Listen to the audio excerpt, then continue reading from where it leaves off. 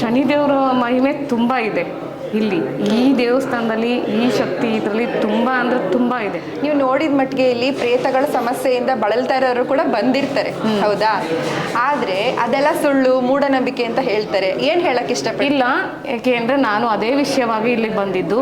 ನಾನು ಅನಾರೋಗ್ಯದಿಂದ ಬಂದಿದ್ದಲ್ಲ. ಬಾಧೆ ಇದ್ದಾಗ ಏನೆಲ್ಲ ಸಮಸ್ಯೆಗಳಾಗತ್ತೆ ಒಬ್ಬ ಸಮಸ್ಯೆಗಳು ಅನ್ನೋದು ಹೇಳಕ್ಕಾಗಲ್ಲ, ನಾವೇನೋ ಆಲೋಚನೆ ಮಾಡಿರಕ್ಕಾಗಲ್ಲ. ಎಲ್ಲಾ ತರನೂ ಬರುತ್ತೆ ಸಮಸ್ಯೆ. ಹಣಕಾಸಿಂದು, ಮನೆಯಲ್ಲಿ ಜಗಳ, ಮನಸ್ತಾಪ, ಆರೋಗ್ಯ ಸ್ಥಿತಿ, ಸಾಯೋ ಮಟ್ಟಿಗೆನೆ ಪರಿಸ್ಥಿತಿ, ಬದುಕಿರಬಾರ್ದು ಅನ್ನೋ ಮಟ್ಕೂ ಬರುತ್ತೆ.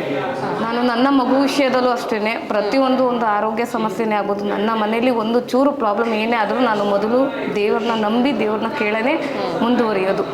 ಇವತ್ತು ಅಭಿಷೇಕ, ಅಲಂಕಾರ ಮತ್ತೆ ಮಡ್ಲಕ್ಕೆಯನ್ನ ಕೊಟ್ರಿ, ಎಷ್ಟು ಖುಷಿ ಇದೆ, ಎಷ್ಟು ನೆಮ್ಮದಿ ಇದೆ. ಖುಷಿಗೆ, ಏಕೆಂದ್ರೆ ನನಗೆ ಎಷ್ಟು ನಂಬಿದ್ದೀನಿ ಅಷ್ಟೇ ನನಗೆ ಒಳ್ಳೇದಾಗ್ತಾ ಇದೆ.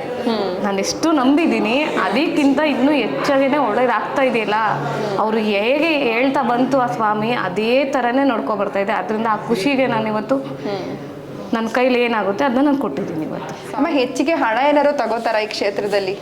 ಹಣಕಾಸಿನ ಬಗ್ಗೆ ಮಾತಾಡುವಂಥದ್ದೇ ಇಲ್ಲ. ನಂಬಿಕೆ ಇಟ್ಟು ಬರ್ಬೇಕಷ್ಟೇ ಇಲ್ಲಿ. ಆ ತಂದೆನ ನಂಬಿ ಬಂದವ್ರಿಗೆ ತುಂಬ ಒಳ್ಳೇದಾಗಿದೆ.